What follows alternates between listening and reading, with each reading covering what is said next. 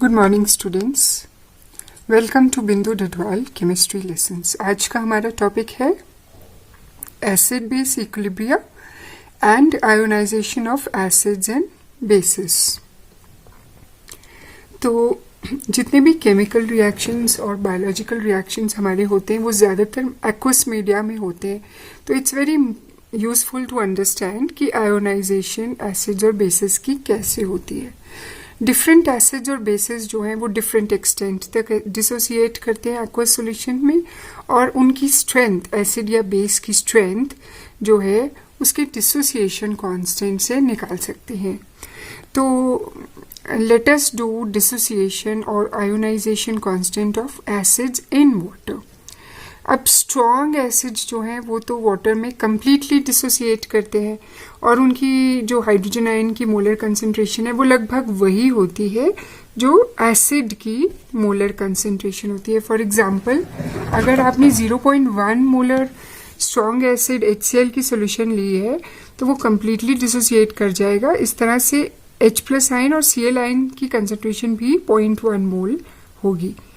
Examples हैं strong acids की HBr, HI, nitric acid, perchloric acid, chlorosulfonic acid, fluorosulfonic acid, then hexafluoride, antimonic acid HSPF6 and sulphuric acid etcetera. इसी तरह strong base वो भी जैसे NaOH है completely ionise करता है और सॉल्यूशंस में Na+ और हाइड्रोक्साइड आयंस कम्प्लीटली दे देता है। तो बेसिस की और एग्जांपल्स हैं KOH, RbOH, CSOH, barium hydroxide, calcium hydroxide etcetera. लेकिन जो वीक एसिड्स और बेसिस होते हैं, ज़्यादातर एसिड्स और बेसिस वीक होते हैं और पार्शियली आयोनाइज होते हैं एक्वस सॉल्यूशन में, तो उनकी जो रिलेटिव स्ट्रेंथ है वो हम उनके डिसोसिएशन कांस्टेंट से पता लगाते हैं। तो कंसिडर करते हैं एक वीक एसिड HA जो डिसोसिएट हो रहा है, तो वाटर में डिसॉल्व करने पे HA डिसोसिएट करता है, वो देता है हाइड्रोजन आयंस वाटर को और इस तरह से बनाता है हाइड्रोनियम आयंस। ये इसने अपने H आयंस इसको दे दिए, ये बन गया H3O पॉजिटिव और ये HA में से H चला गया तो A नेगेटिव आ गया। Law of chemical equilibrium apply करते हैं तो इस इक्विलिब्रियम के लिए इक्विलिब्रियम कांस्टेंट होगा concentration of products upon concentration of reactants. तो ये आ गया hydronium ions into A negative ion concentration upon concentration of undissociated acid HA into water. क्योंकि वाटर लार्ज क्वांटिटी में है तो इसकी कंसंट्रेशन कांस्टेंट रहती है, इसको हम ऊपर ले जाएंगे तो K इनटू वाटर की कंसंट्रेशन जो कांस्टेंट है will give you another constant, इसको हम कहते हैं आयोनाइजेशन कांस्टेंट फॉर एसिड्स। तो इस तरह से जो Ka है that will be hydronium ions into concentration of A negative ions upon HA। इस Ka को डिसोसिएशन या आयोनाइजेशन कांस्टेंट ऑफ एसिड कहते हैं। जितनी ज़्यादा इसकी वैल्यू होती है इसका मतलब उसने उतने ही ज़्यादा हाइड्रोनियम आयंस दिए हैं, इसका मतलब एसिड स्ट्रॉन्ग है। तो एसिटिक एसिड और हाइड्रोसाइनिक एसिड में कंपेयर कर सकते हैं। एसिटिक एसिड डिकम्पोज करके एसिटेट आयंस और हाइड्रोनियम आयंस देता है, इसके लिए Ka आएगा hydronium ions into acetate ions upon acetic acid और इसकी वैल्यू आ रही है 1.80 इंटू 10⁻⁻5। हाइड्रोसाइनिक एसिड डिसोसिएट करता है into hydronium ions and cyanide ions, तो Ka की वैल्यू आएगी hydronium into cyanides upon HCN और इसकी वैल्यू आ रही है 4 इंटू 10⁻⁻7। तो दोनों में कंपेयर करें तो ये वाली वैल्यू ज़्यादा है, तो दैट मीन्स कि एसिटिक एसिड का Ka ज़्यादा है तो एसिटिक एसिड स्ट्रॉन्गर एसिड है, जिसकी भी आयोनाइजेशन कांस्टेंट की वैल्यू ज़्यादा है वो स्ट्रॉन्गर। ये जो हमने इक्विलिब्रिया स्टडी किया इससे हम हाइड्रोजन आयन की कंसंट्रेशन भी निकाल सकते हैं। तो ionization constant can be used to calculate the degree of dissociation और ionization and the concentration of hydrogen ions. Degree of dissociation may be defined as the fraction of total number of molecules of an electrolyte, acid or base which ionizes into ions. तो अगर total molecules 1 है और उसमें से alpha dissociate करते हैं तो degree of dissociation alpha होगी. So it is generally denoted by the symbol alpha. So alpha, the degree of dissociation or the degree of ionization, is number of molecules of electrolyte which ionize upon total number of molecules of the electrolyte. If C is the number of moles of acid in 1 liter of solution and alpha is the degree of ionization, तो reaction है HA plus water forms hydronium ion plus A negative. शुरू में सिर्फ C moles होंगे HA के, products नहीं बने हैं तो 0 लेकिन एट इक्विलिब्रियम मान लीजिए for every 1 mole alpha mole dissociate करके प्रोडक्ट्स बना रहे हैं तो HA रह जाएगा 1 माइनस अल्फा फॉर 1 मोल. लेकिन फॉर C मोल्स ये हो जाएगा C इंटू 1 माइनस अल्फा. और हाइड्रोनियम आयन्स क्योंकि अल्फा 1 के लिए अल्फा फॉर्म हो रहे हैं तो C मोल्स के लिए C अल्फा फॉर्म होंगे. इसी तरह A नेगेटिव भी C अल्फा फॉर्म होंगे. अब इक्विलिब्रियम कांस्टेंट हमने कहा है concentration of products upon concentration of reactants. तो देखिए आप इक्विलिब्रियम पे प्रोडक्ट्स की कंसंट्रेशन है हाइड्रोनियम आइंस की C अल्फा, A नेगेटिव की C अल्फा, HA की C इंटू 1 माइनस अल्फा. तो KA आ जाएगा हाइड्रोनियम की C अल्फा, A नेगेटिव की C alpha upon C into 1 minus alpha. इसमें से C और C कैंसिल आउट हो जाएगा, ये रह जाएगा C alpha square upon 1 minus alpha. Weak acids के लिए अल्फा बहुत ही छोटा होता है तो 1 minus alpha is almost equal to 1. तो हम इसको अगर नीचे वाले को 1 कंसिडर करेंगे तो Ka is equal to C alpha square,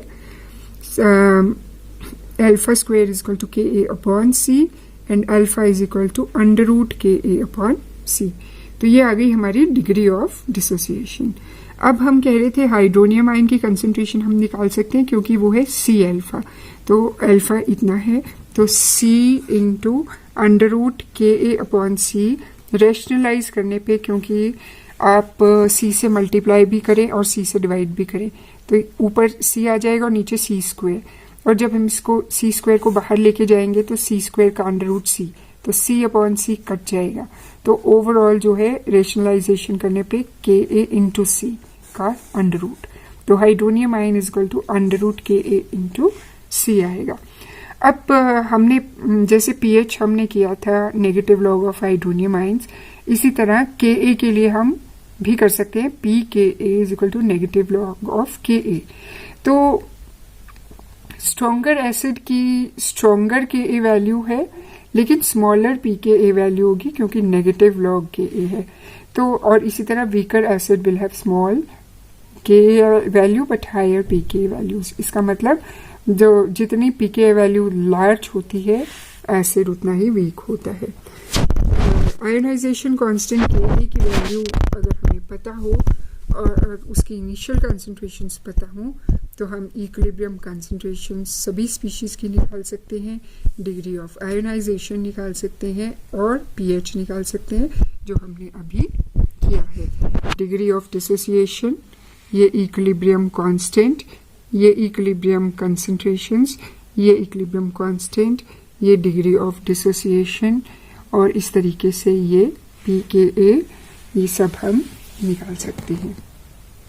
अब हाइड्रोनियम आयन की कंसंट्रेशन थी under root Ka into C.